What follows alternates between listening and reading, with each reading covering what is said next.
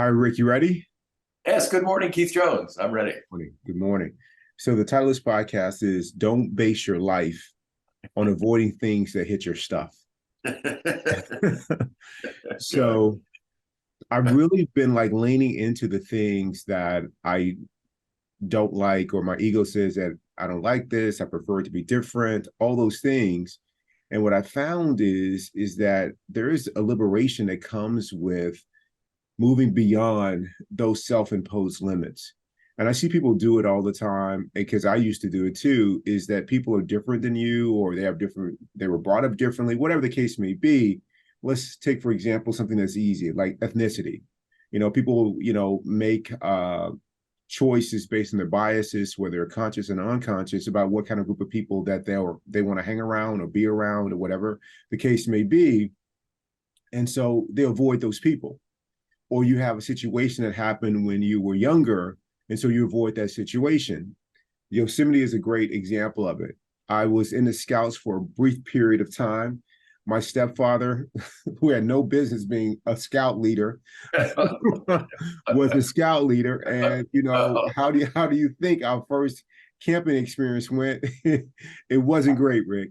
And so from that point on, I avoided a lot of nature, and I was missing out on like how wonderful and beautiful nature is. You for years were always this like, this invitation you to come and join you in nature. And so finally I made that choice to join you in nature. And I think about it also in form of people. When people, show up a certain way that I don't like, or I think they should be different, or hold different beliefs, or their behavior or attitude, it's especially people that I report to in the workplace, those folks, especially those, like, I wish I had a different manager. I wish I had a different this, or in a relationship, I wish my partner was different. I say to myself, no, I don't want them to change one bit. I want them to stay the exact same way they are, so I can use this as an opportunity to work on myself. And the partner I'm working on is needing them to be a certain way for me to be okay inside. And then what I find is as I get those reps, as I have that practice, I find I can be around almost anybody, like without being bothered. We continue to hold my center, continue to be present in the moment. And so, but for the longest time, I did the exact opposite. I based my life on avoiding all the things that hit my stuff, the things that I didn't like. And it was just beautiful. We were, you know, I've had a couple of things happen here recently. And going back to the Yosemite trip, my ego popped up there just for a second. We're out there in this beautiful nature. Everyone you think is like, you know, health conscious. They made a choice to be there. I'm out there breathing in this Yosemite air. The falls are going. People are splashing around in the water. People are hiking. Everybody's like celebrating with loved ones. And then out of nowhere, I smell cigarette smoke. I'm like, what? Like, who's smoking cigarettes out here? And I was like, let that go. Let that go.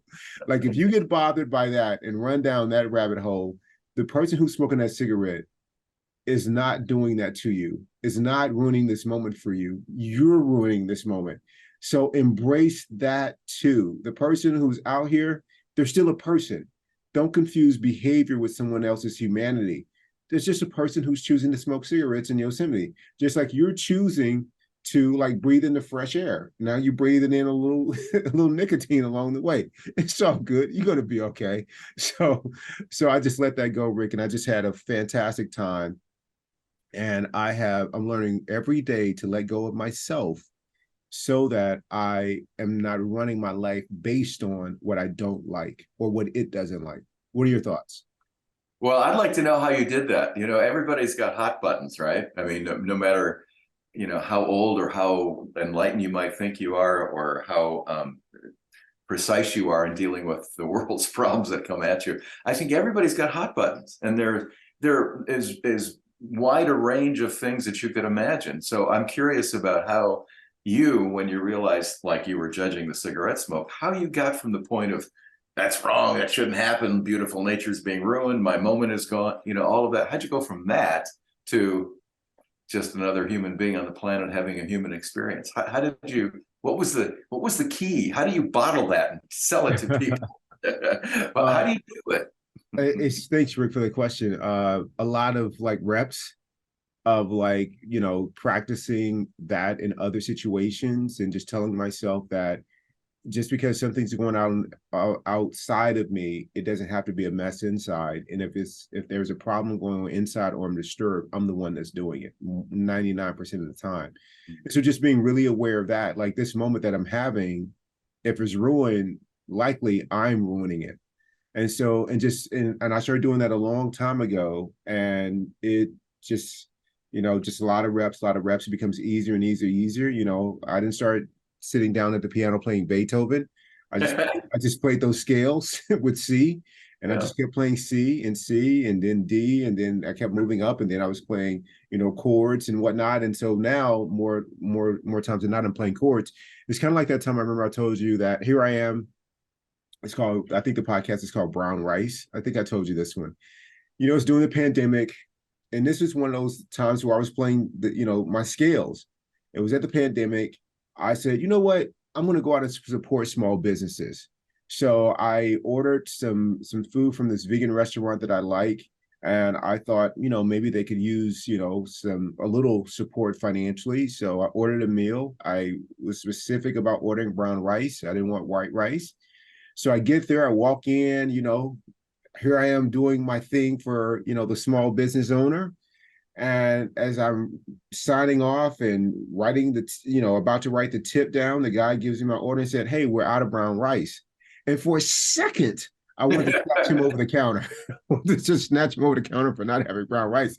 And when in my ego so quickly, I mean, listed the indictment. I mean, it was long, Rick. We were about to file file a grievance, and it was so fast. The list that it rattled off. Okay, no brown rice. You could have told me that when I ordered on the phone. How do you run a business and you're shortage of brown rice? What kind of system do you have in place for inventory? I mean, it was so quick, Rick. I mean, it was only 2 seconds, and I had listed 10 infractions of owning, and I was like, easy. Get back Yeah. to your scales. Write the tip that you're going to write. Say no thank you to the white rice. You are going to have a pleasant meal without rice. It's going to be fine. nobody's getting hurt here. Nobody's. And so it was like every moment that occurs throughout my day, throughout my life, I use those every single moment as an opportunity to work on me first. And when I do that, I find that I get more reps. I expand my capacity to do that more often than not. And it's not a good look, Rick, when when the wellness guy can handle brown rice. It's not a good look, Rick. I have my own struggles like everyone else, but I like to think I can handle brown rice after 8 years, but apparently I couldn't. And so, but I got back on track, and the more and more I do that, the faster I am able to respond as opposed to react, and then just accept and let it go. And just like as soon as I let go of that, man, I had the best meal. Like they did it right. It was just great. But that could have been a problem had I not recognized that. And it's what you've always told me. It starts with awareness. So hope Yeah. that answers your question. Yeah, no, I think that's exactly right. Awareness, and then understanding that you're still in the soup, like Still in the soup.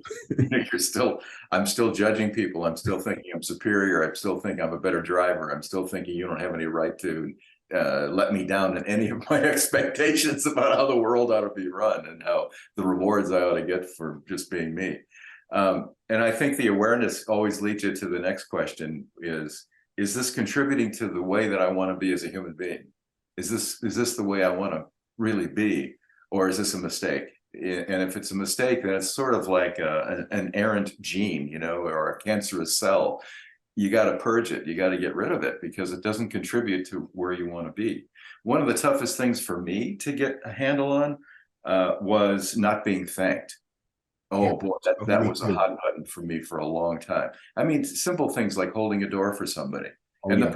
the person may be hard of hearing or may be unable to speak very well, or there could be 1,000 reasons why there's no thank you, or it could be just complete rudeness. But the Mm. idea that I went out of my way to do something, out of my way. Right. You open the door. Yeah. Yeah, to do something. And I didn't get stroked for it. Oh my God. This Western civilization can't survive this sort of affront to Strom. Exactly.